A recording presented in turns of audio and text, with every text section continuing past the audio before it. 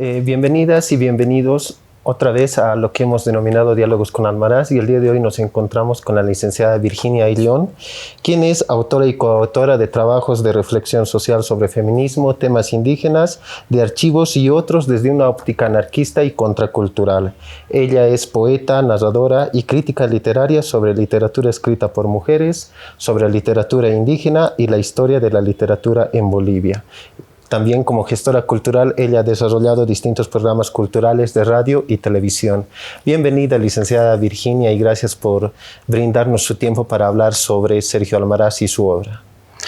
No, pues muchas gracias por invitarme a este espacio que ya vamos a ver en el curso de la conversación cómo es importante hacer estos encuentros sobre Almaraz, un escritor de todas maneras desconocido. Licenciada Virginia, partiendo de esta idea que usted nos lanza, un autor desconocido, usted y su persona junto a Silvia Rivera establecen un libro que se llama Desde los Márgenes, donde colocan un ensayo de Sergio Almaraz, y en la parte de su prólogo, tanto también en la introducción, nos señalan esta idea de rescatar ciertos pensamientos críticos. En ese sentido, ¿por qué rescatar la obra de Sergio Almaraz? Bueno, varias facetas tiene Sergio Almaraz. Yo diría que dos fundamentalmente. Una que es la de luchador social, ¿no? Muy conocido por el tema de la nacionalización, ¿no?, de los hidrocarburos durante el ciclo de la Revolución Nacional, y la otra sobre su pensamiento. Pero tengo la impresión que la primera identidad de Almaraz opacó la segunda, o hay una flojera en los intelectuales. Suele suceder eso en muchos casos. Se estudia en la recepción de las obras de pensamiento. Es decir, que se habla de Sergio Almaraz como el gran luchador, el gran pensador, pero si hacemos un recorrido por los ensayos de sociología política, sociología o política, no se lo cita. Es como que no se lo leyera. Y esa fue la primera constatación que compartimos con Silvia Rivera. Ella por su parte había desarrollado ese pensamiento y yo por mi parte. Y entonces en esta antología es que decidimos poner este ensayo, que es uno de los varios en que también hemos coincidido con Silvia, ¿no? Este ensayo que ahora lo he releído para refrescar mi memoria de las lecturas de Sergio Almaraz. Y yo decía, pero pues nos está explicando lo que está pasando en este momento en Bolivia, cuando tiene un momento en que dice la política se ha vuelto violenta y la violencia se ha vuelto política, ¿no?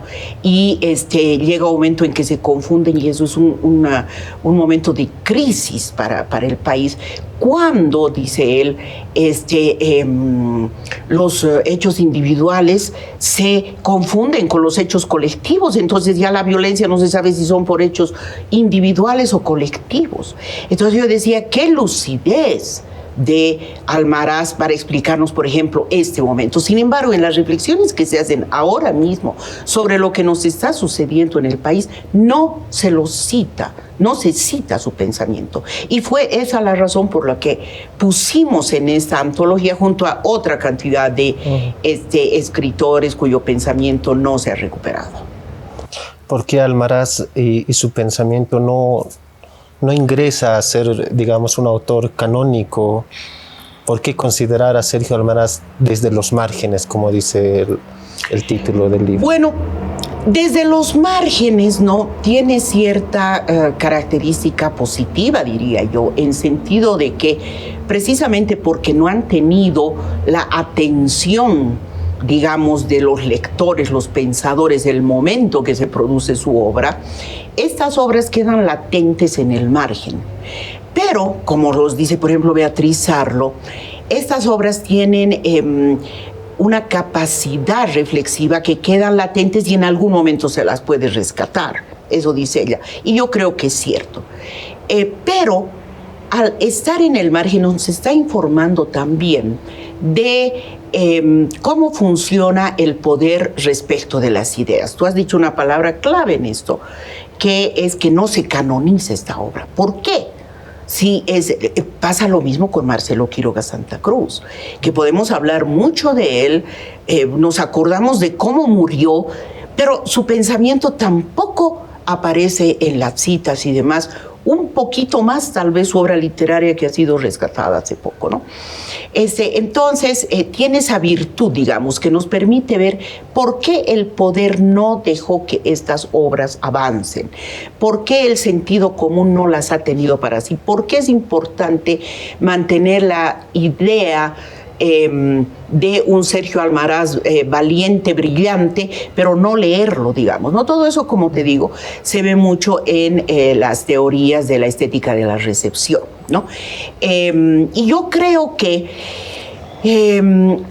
dice pues muchas cosas Almaraz que yo creo que causan resquemor hasta el día de hoy. Esa que te digo podría causar resquemor en más de uno en este momento, ¿no? La que te comenté sobre cómo la violencia tiene que ver con juntar las cosas individuales con las colectivas. Imagínate esa lucidez de Sergio Almaraz. Pero por otra parte, él también criticaba mucho a la izquierda. Acuérdate que su salida del Partido Comunista, dice ahí su viuda, la Elena Ocio, ¿no? Dice que por lealtad a lo que fue al que fue su partido, el que él ayudó a crear, él no hizo mucho aspaviento de su salida. Aunque ese partido sí hizo aspaviento de su salida y lo calificó de agente de la CIA y demás, o sea, improperios que nunca cuajaron porque no tenían sentido. Pero en las críticas que él hizo al Partido Comunista al momento de salir, estaba la tendencia burocrática y autoritaria del socialismo real, especialmente el de la Unión Soviética, que él pudo conocer justo unos momentos antes de. Por otra parte, él también decía que un peligro grande para el avance de la revolución y el desarrollo eran tendencias radicales de la izquierda. Esto no ayudaba. Lo mismo que tendencias muy liberales, ¿sí? Entonces, estas cosas pues causan resquemor. Imagínate tú esto escrito en los 60, cuando en los 70 hay toda esta eclosión, digamos, de una izquierda, ¿no? Que más bien estaba muy apegada a esas nociones del socialismo a través de la Revolución Cubana, ¿no? Por otra parte, tampoco Sergio Almaraz era pues de los líderes, ¿no es cierto?, que iban dando esperanzas y era optimista y todo eso. Uh-huh. Él tenía un tono más que pesimista, yo diría existencialista, que es una de las notas fundamentales de su escritura y su pensamiento, porque no hay que olvidar que él también era una persona que leía mucho y entre sus lecturas favoritas estaban Sartre, pero también Camus. Y entonces vemos esa lucidez de Camus. Uno cuando lee a Camus no puede decir que está leyendo a un pesimista, está leyendo a alguien que sacude mucho. La izquierda en general no va a citar a Camus. A Camus lo citamos en los estudios literarios, pero en los estudios sociológicos y políticos, ¿se cita a Albert Camus? No, como no se cita a Frantz Fanon. Son quienes dicen cosas incómodas, ¿no? Es mejor hablar de sentidos comunes que se establecen en la sociedad y no tocar más ahí. Es la parte conservadora de la izquierda y todo el pensamiento progresista que estos escritores mueven y pues hay ese sentido conservacionista también, ¿no? ¿Qué otros elementos deberíamos rescatar de Sergio Almaraz? Usted nos mencionaba el tema de la lucha política, el tema de su obra. Ah, sí. Hay cosas muy hermosas, ¿no?, en su pensamiento. Yo diría que esto que has rescatado en su lectura El Cachín Antesana, ¿no?, que es el objetivo de Almaraz es explicar la estructura del poder. Esto a mí me fascina porque en mis estudios sobre la literatura escrita por mujeres, por ejemplo, para mí fue un descubrimiento cuando me di cuenta de que Adela Zamudio no escribía sobre los derechos de la mujer. No. Eso estaba yendo por un lado. Ella quería entender por qué sucedía eso y ella lo que hace es explicar el sistema de dominación patriarcal en Bolivia, lo cual no es poco. Muy pocas van a hacer eso. Y Sergio Almaraz no quiere pues hacer esa cosa facilona de que los mineros discriminados, los campesinos, él quiere explicar la estructura de poder. Esto es una cosa grande. Y él desarrolla eso especialmente en sus 3 libros y luego en sus ensayos, ¿no es cierto? Al explicar eso, él, por ejemplo, para la sociología, yo creo que tiene cosas muy importantes para los jóvenes sociólogos. Por ejemplo, sabemos lo difícil que es, inclusive metodológicamente, el estudio de las élites. Siempre nos es más fácil estudiar a las mujeres violentadas, a los niños pobres, a los no sé qué. Es más fácil. A ver, trata de explicar lo que es la oligarquía cruceña o los banqueros. Es pues difícil, no es una cosa sencilla, ¿no? Habría que hablar con los sociólogos estos que el último estudio que conozco hecho en sociología sobre élites es el de los jailones, los chicos de la 21, que es un estudio maravilloso, ¿no es cierto? Es difícil hacer eso, no es sencillo, no solamente porque no te dan información, sino porque no estudiamos las teorías que se acercan a las élites, ¿no? Y ya Salvador Romero llamó la atención sobre eso, ¿no? Y dijo, ¿por qué los sociólogos no estudian a las élites? O sea, la sociedad está compuesta por los pobres y los que no son pobres. Y hay que explicar ambas, ¿por qué no hay estudios de esto? Y entonces Sergio Almaraz hace este estudio de la rosca minera, para él es fundamental estudiar eso, y al hacer eso produce una metodología del estudio de las élites en Bolivia. Eso, por ejemplo, no está totalmente estudiado, o sea, el pensamiento, las raíces metodológicas de los estudios de las élites en Almaraz, primera cosa. Segunda cosa, al estudiar la estructura social en Bolivia, tiene unos estudios maravillosos sobre las clases medias, que yo creo que son de los mejores que ha escrito. Por ejemplo, del De Profundis de una generación, que es el ensayo que más me gusta, comienza diciendo eso, ¿no es cierto? ¿Qué leen los jóvenes de 30 años?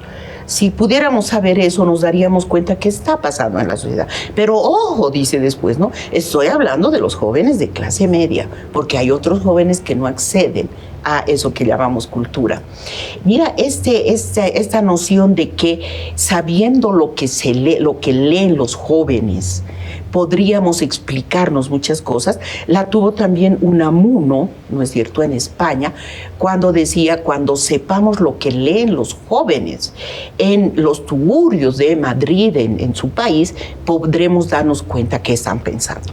Bueno, entonces, Almaraz tiene ese ensayo que es maravilloso, porque además ese ensayo da cuenta de la sapiencia de Almaraz, porque ahí nos habla de literatura, de historia, con un conocimiento, ¿no es cierto?, impresionante. Pero tiene un artículo específico que se llama La clase media en la revolución, que es maravilloso. Entonces, las clases medias tampoco estudiamos mucho. Ahí hay otra metodología para el estudio de las clases medias. Y la otra beta que me parece importante es por la que hemos rescatado este texto con la Silvia Rivera, que es la violencia. No te olvides que la violencia es fundamental para explicarnos los procesos en una sociedad tan estratificada como es la boliviana. Entonces, estos estudios que él hace de la violencia, ese de Colombia o otro también, son maravillosos. Nos dan metodología. Eso que es tan difícil, ¿no es cierto? O sea, porque claro, uno quiere agarrar y escribir como Almaraz. Almaraz investigaba. Pero ¿cómo investigaba? ¿Con qué herramientas? Él nos está dando las herramientas, que es lo que hay que estudiar.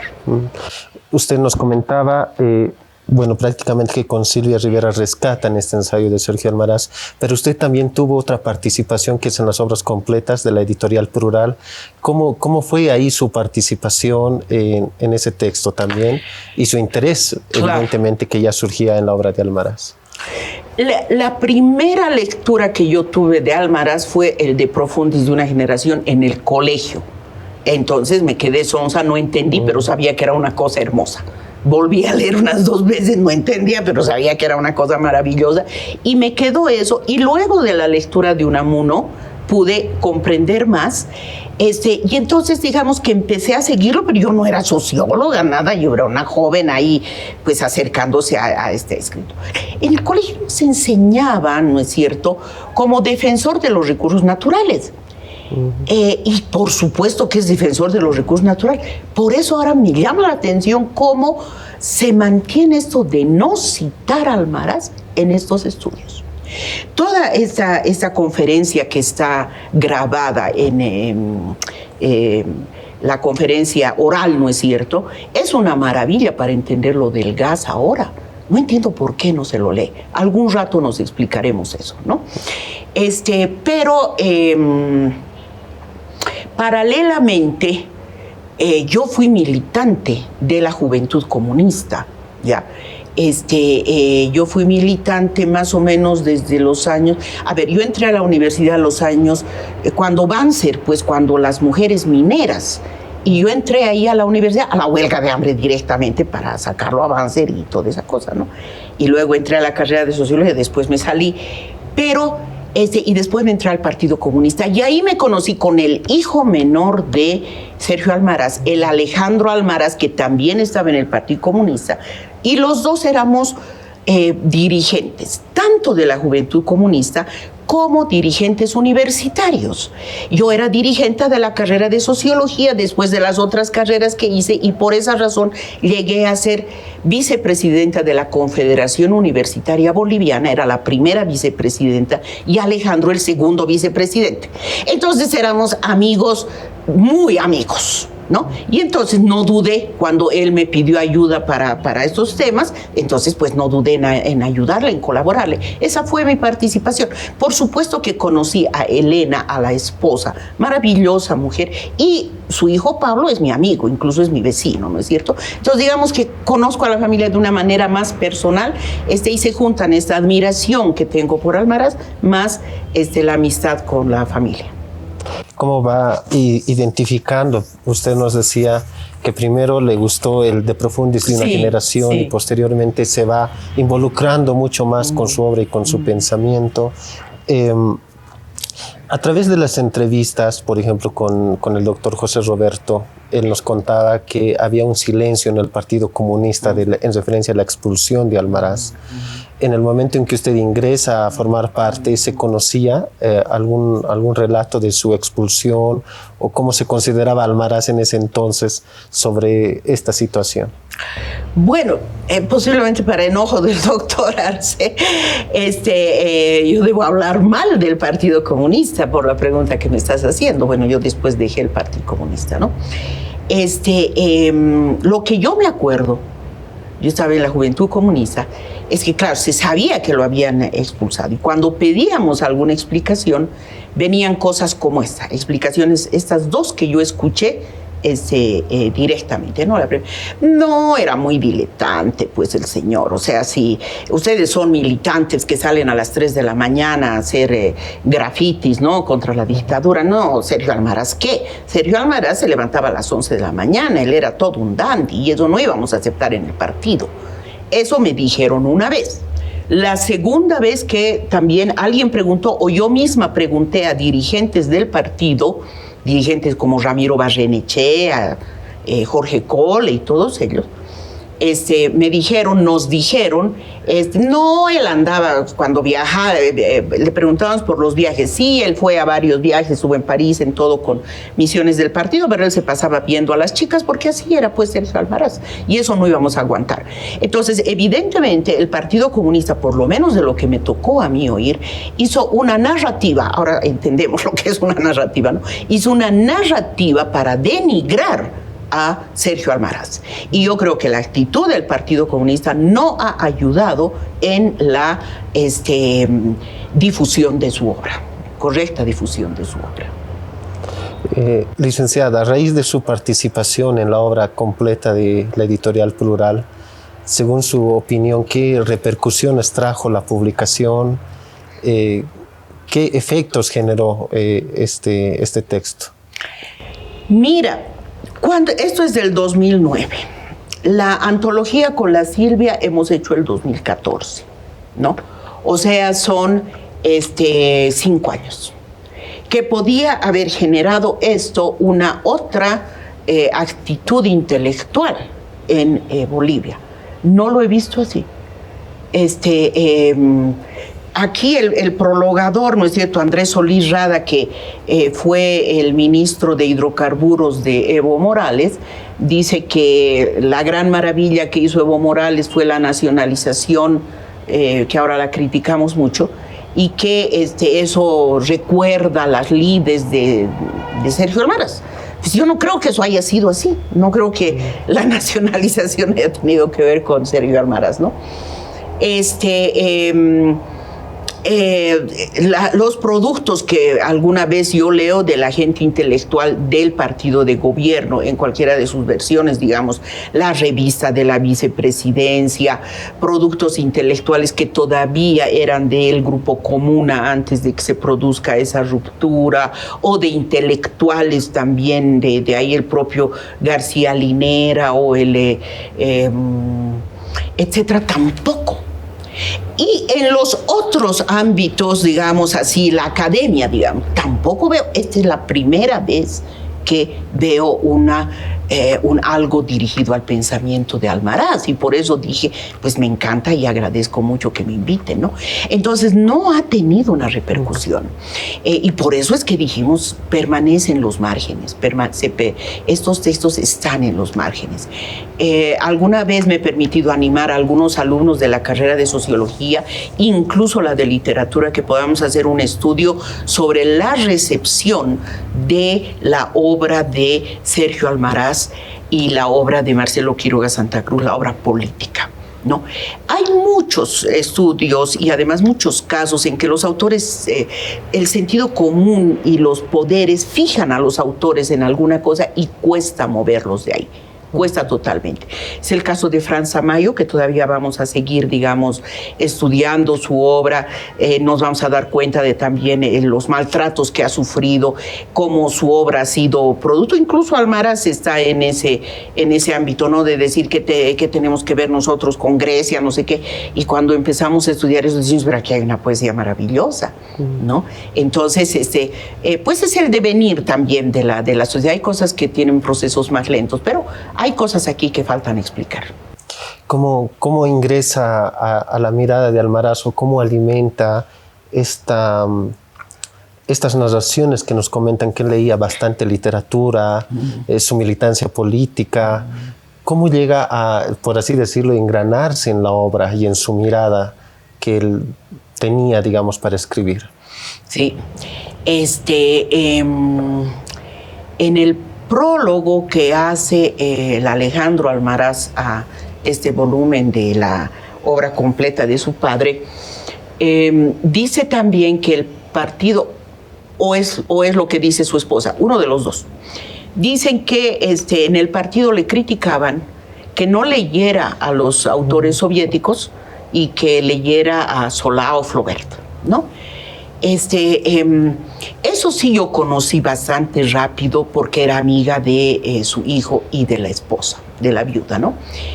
Y yo estaba en ese tiempo todavía muy joven, y yo siempre he sido muy lectora, y claro, tenía por un lado el canon, ¿no?, comunista, que había que leer La Madre de Gorky, no sé qué, 3 o 4 libros, pues así, y con eso ya te convertías en un gran lector, ¿no?, del comunismo, y claro, sin ver la calidad estética de eso.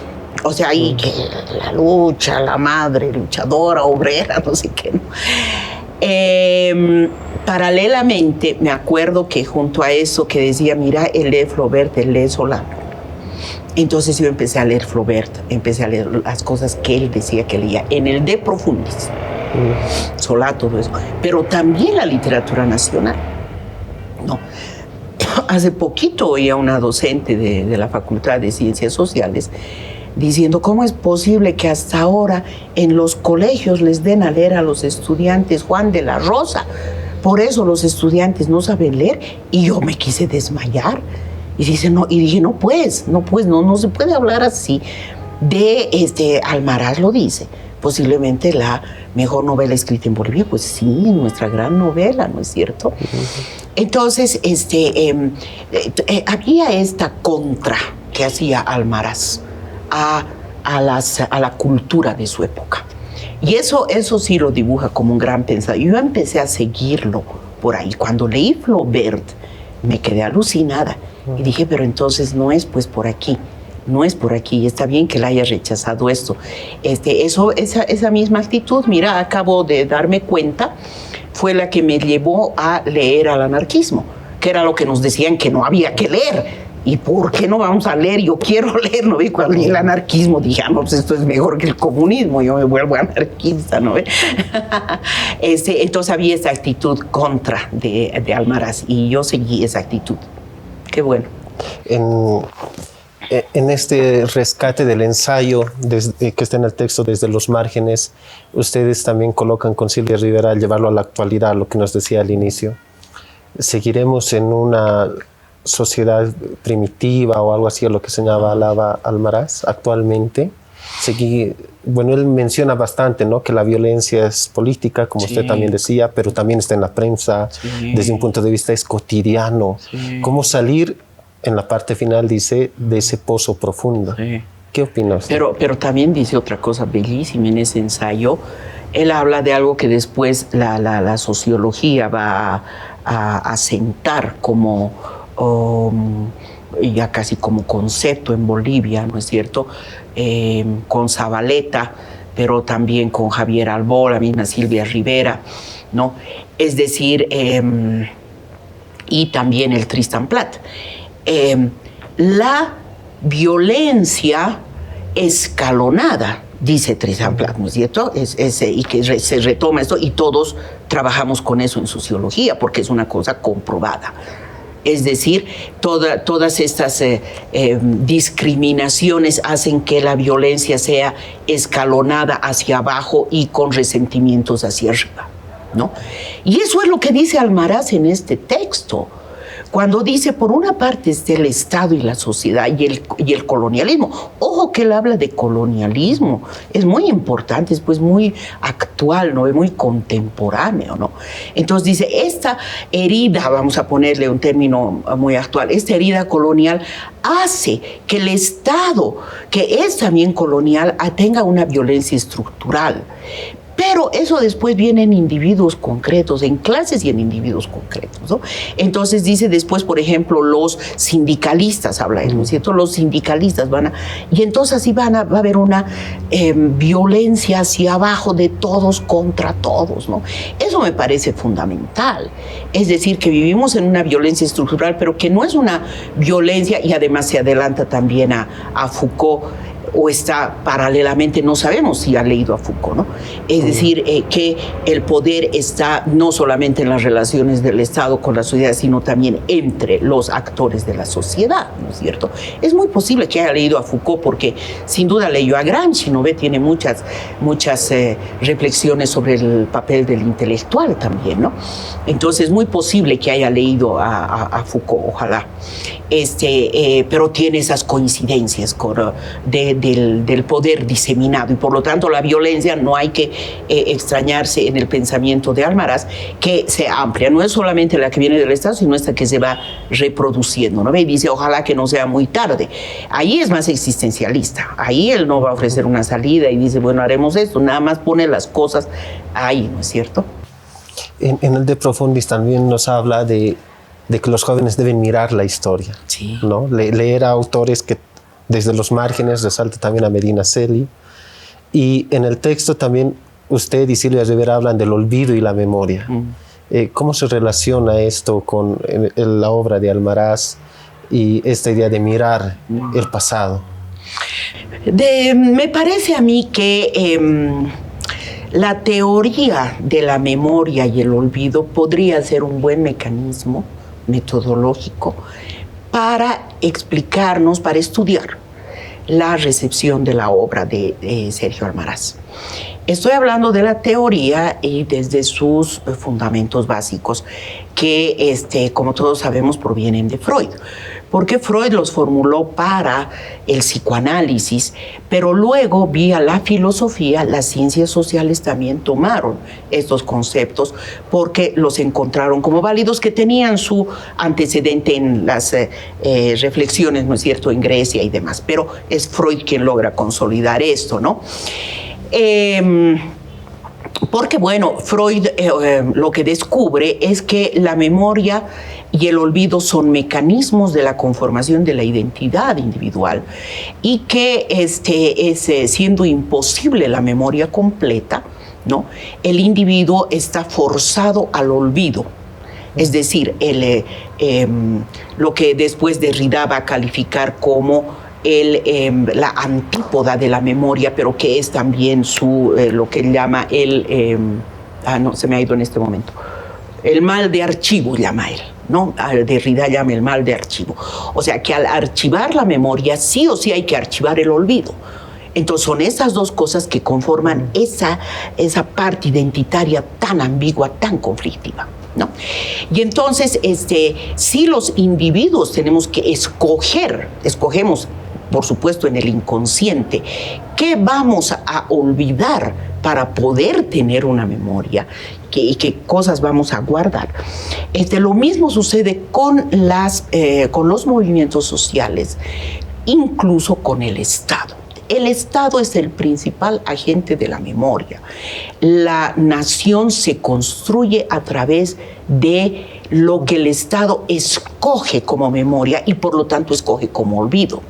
Entonces, el Estado boliviano se construye sobre el olvido de la lucha indígena, el olvido de la lucha de las mujeres, el Estado se construye sobre el olvido, nos dice qué hay que recordar. Y eso podemos ver en todos los eventos más próximos, digamos, cuando hablamos del 2019 y hablamos de la narrativa, ¿no es cierto?, la lucha de narrativas, ¿qué están luchando? ¿Qué hay que olvidar? Olvídense de esto hay que resaltar, ¿no es cierto?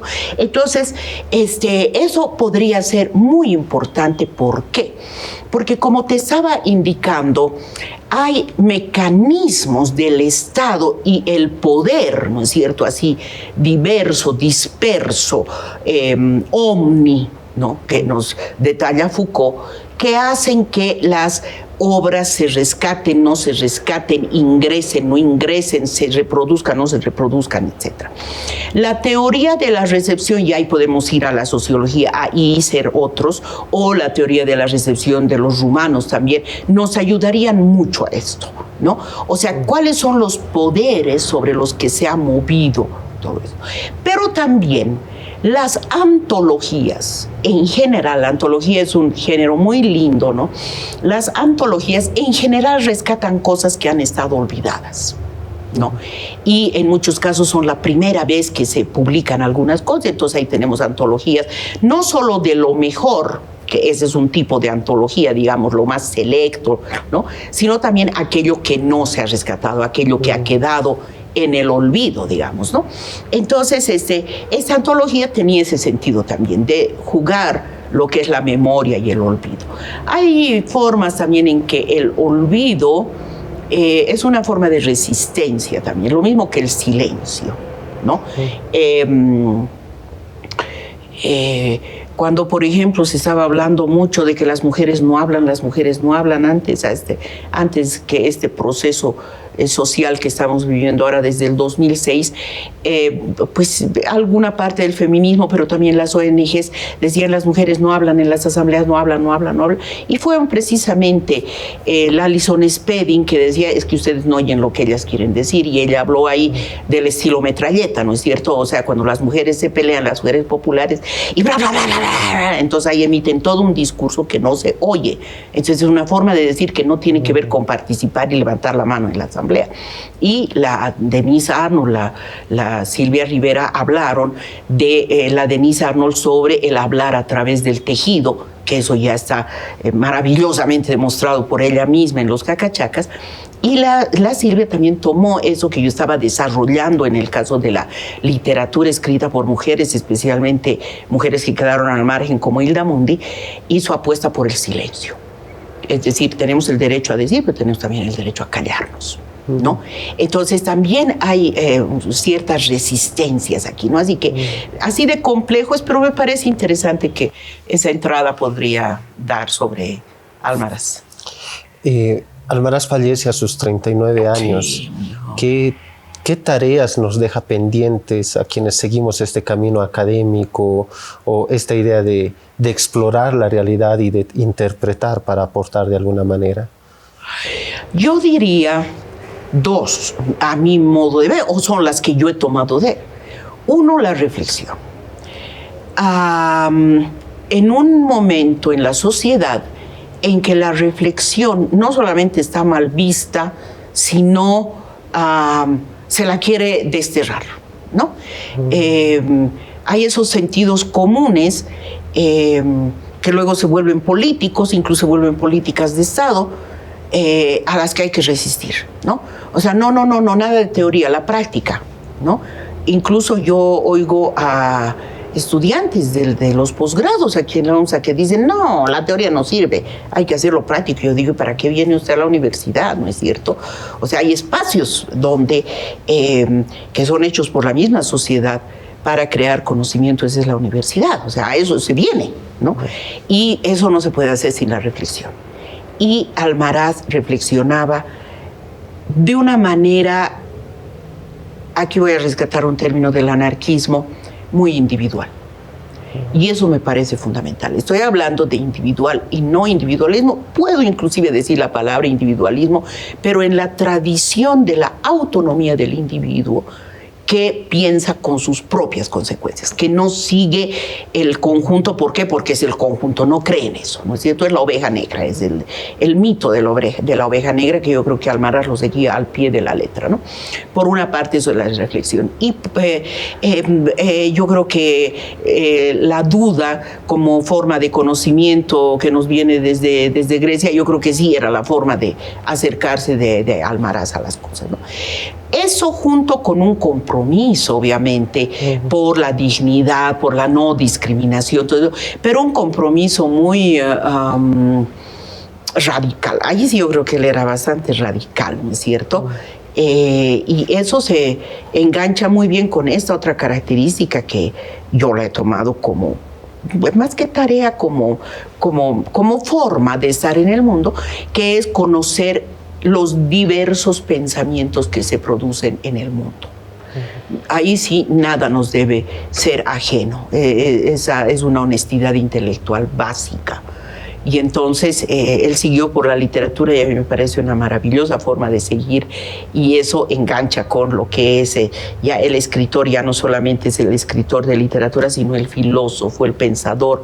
Y ahí descubrimos este mundo de personas que están reflexionando, que están moviendo las cosas, y ese mundo yo creo que Almaraz hubiera querido habitar. De hecho lo habitó, aunque él se sentía un poco solo, yo creo, ¿no? Y ahí lo acompañó mucho este existencialismo, que fue otra forma también de tener cierta comunidad de pensamiento, ¿no? Licenciada Virginia, si usted escribiría algo para Sergio Almaraz, ¿qué contendría sus letras de usted?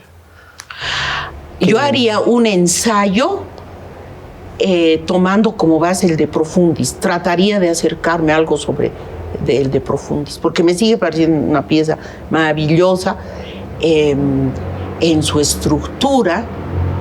Me encanta cómo comienza, me encanta la argumentación, es decir, tiene una estructura que es lo que yo me copiaría, y varias veces he tratado de hacerlo. De hecho, tengo ahí mis ejercicios sobre el profundis, porque varias veces me he encontrado con ideas para exponer y decía, ¿y qué forma le voy a dar? Que eso es lo que hacen los escritores, es decir, no tanto la idea, sino cómo lo voy a hacer, ¿no es cierto? No es tanto el qué, es el cómo, y en eso Almaraz era un maestro, ¿no? Y yo he dicho, yo quiero que tenga la forma del De Profundis. No es una cosa sencilla, pero cuando tú me preguntas me acuerdo de eso. Digamos que he estado haciendo mis ejercicios sobre el De Profundis. Gracias. Bueno, queremos agradecer a la licenciada Virginia Ayllón por permitirnos el tiempo para hablar sobre la obra y el autor, en este caso de Sergio Almaraz. Licenciada, tal vez quisiera decir algunas palabras para cerrar la entrevista. Sí, Cuando leo a Sergio Almaraz pienso sobre todo en los estudiantes de sociología, porque como decía, una cosa que se ha visto poco, yo encuentro muchas pistas metodológicas en Almaraz. Y yo reiteraría eso de lo que he dicho, porque eso sí, casi es exclusivamente para los estudiantes de sociología que están encargados de explicarnos la sociedad, y siempre la metodología es el gran escollo. Y aquí hay unas formas metodológicas muy importantes, así que les invito pues a leer también de esta manera a Almaraz. Gracias a ustedes y felicidades. Muchas gracias, licenciada.